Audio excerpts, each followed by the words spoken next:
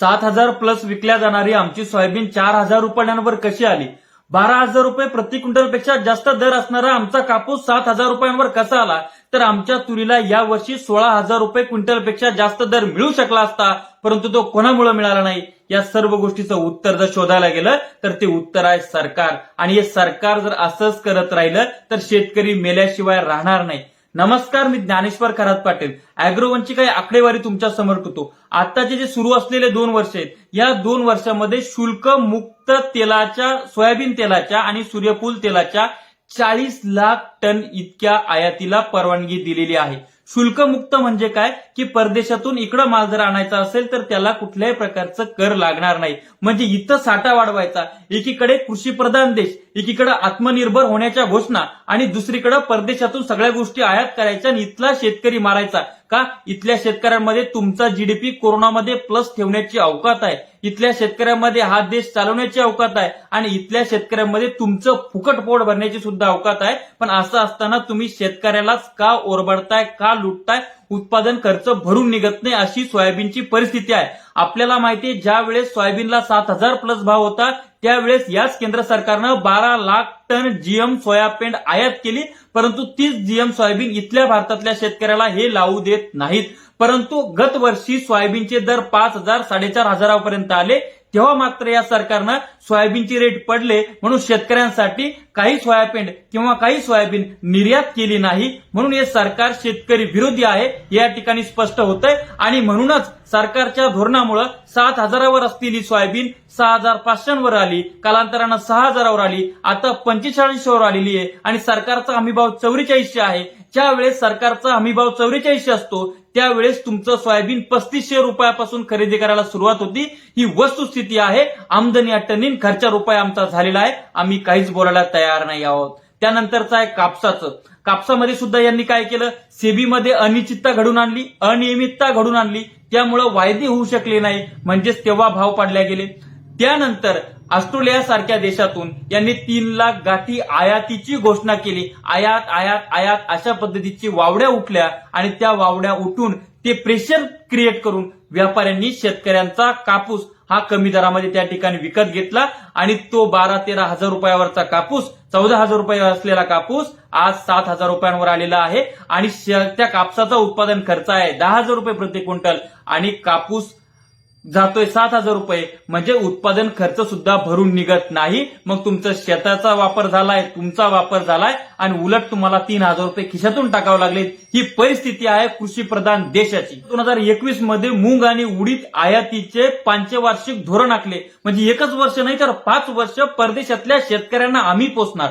कोण? कृषी प्रधान देशातली व्यवस्था, कृषी प्रधान देशाचा पंतप्रधान, वाणिज्य मंत्री, मंत्रिमंडळ हे परदेशातल्या शेतकऱ्यांसाठी कायदे करते, त्यांना पोचणार. कशासाठी? फक्त निवडणुका जिंकण्यासाठी. कशासाठी? शेतकरी जागरूक नाही, तो जागरूकतेने मतदान करत नाही, परंतु शहरी गठ्ठा मतदार ओरड करतो, मीडियावाला त्याच्या मागे पळतो आणि म्हणून आम्ही शहरी लोकांसाठीच कायदे बनवणार, शहरी लोकांसाठीच आयात निर्यात धोरण आखणार, असलं सरकार आहे हे. त्यानंतर तुरीचं काय झालं? आफ्रिकन कंट्रीमधून आयात केली आणि इथं ऑलरेडी आपल्या भारताचा वापर किती आहे तुरीचा? 45 लाख टन आपल्याला तूर खाण्यासाठी लागते. तर तो तुटवडा भरून काढण्यासाठी यांनी तिकडनं तूर आणली. अरे सध्या शेतकऱ्यांजवळ जितकी आहे तेवढी खरेदी करू द्या, तेवढी खरेदी करून घ्या. हमी भावापेक्षा जास्त दर जो मिळतो त्याला मिळू द्या. त्यानंतर शेतकऱ्यांकडे आता नाहीच आहे, त्यावेळेस तुम्ही असं शेतकरी मारणार नाही आणि ग्राहकाला सुद्धा परवडेल अशा याच्यात तुम्ही आयात केलं पाहिजे. तुम्ही टोमॅटोचं काय केलं? एकीकडे गल्लीपासून दिल्लीपर्यंत दांडकी घेऊन तुमचे टोमॅटो महाग झाले. तुम्हाला टोमॅटो किती नफा मिळाला? बंगला बांधला का? गाडी घेतली का? असं शेतकऱ्याला विचारत ही मीडियावाले सुटले. परंतु आता टोमॅटो तुमचा 9 क्विंटल पंढरपूरच्या शेतकऱ्यांनी टोमॅटो विकलेत आणि 9 क्विंटलची पावती आली 34 रुपये. आणि नेपाळवरनं सरकार टोमॅटो आयात करतंय. हे सरकार कृषी प्रधान देशाचं सरकार आहे का? हे शेतकऱ्यांचं सरकार आहे का?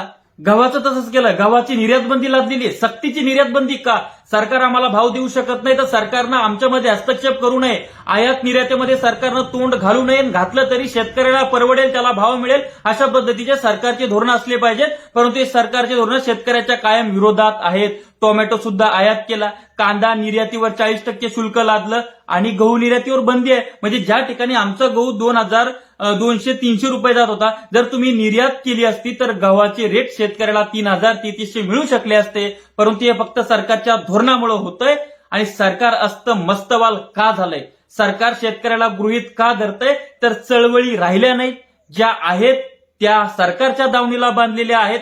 सरकारच्या प्रस्थापित राजकारण्यांनी चळवळी मोडल्या, तोडल्या, चुरगळा मुरगळा केल्या, चेंदा मेंदा केला आणि सगळं देशोधडी लावण्याचं काम झालेलं आहे. सध्या कुठे काही मोजकेच नेते जर सोडले तर कोण तुमच्या सोयाबीनच्या भावासाठी बोलतोय, कोण तुमच्या कापसाच्या भावासाठी बोलतोय? सध्या तुमची सोयाबीनचा पट्टाचा पट्टा उद्ध्वस्त होत चाललाय, त्याच्यावर कॉलर रॉट आलाय, दुसरे वेगवेगळे आजार तुमच्या सोयाबीनला झालेत, तुमचं क्षेत्र होत्याचं नव्हतं होतंय, उत्पादन खर्च भरून निघत नाही. अशा अवस्थेमध्ये कोण तुमच्यासाठी बोलतंय? मग तुम्ही ज्यांना निवडून देता 90% इथल्या विदर्भ मराठवाड्यातल्या आमदार खासदारांचा मतदार हा शेतकरी असताना तो त्याविषयी चकार शब्दही काढायला तयार नाही. मग शेतकऱ्यांना आता उठा आणि जागे व्हा. तुम्ही स्वतः मेल्यापेक्षा यांना मारून जगा, यांच्या बुडाला आग लावा, बाप दाखवण्याचं श्राद्ध घाल. या आमदार खासदारांची परिस्थिती तुम्ही केली पाहिजे. विधानसभेमध्ये कशासाठी जातात, लोकसभेमध्ये कशासाठी जातात? यांची धास्ती झाली पाहिजे की बाबा या कापसाला भाव जर मिळाला नाही, सोयाबीनला भाव जर मिळाला नाही तर आम्ही सिटिंग आमदार खासदार जे आहोत आम्हाला ही सरकार ही जनता पाडून टाकेल, म्हणून मला रस्त्यावर उतरावं लागेल. आणि हे रस्त्यावर आपल्यासोबत उतरले पाहिजेत. आपण यांना निवडून दिलंय, कशासाठी निवडून दिलंय?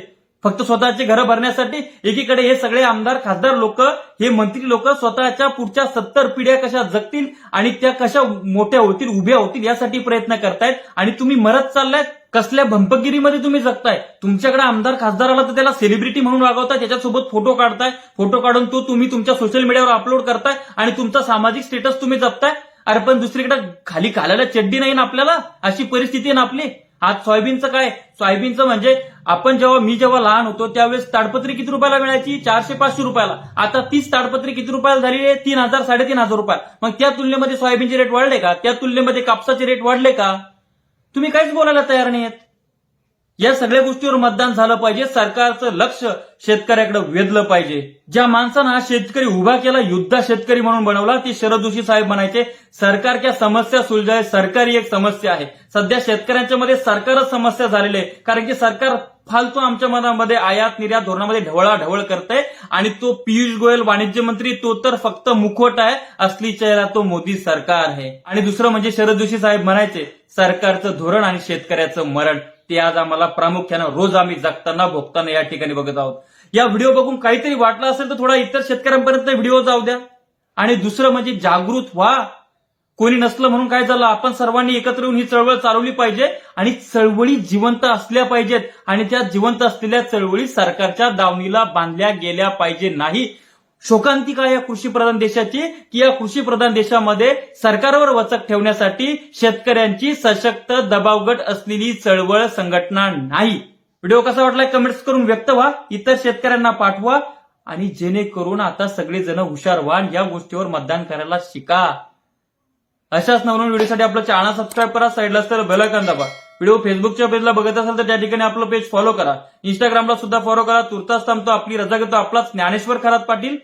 धन्यवाद.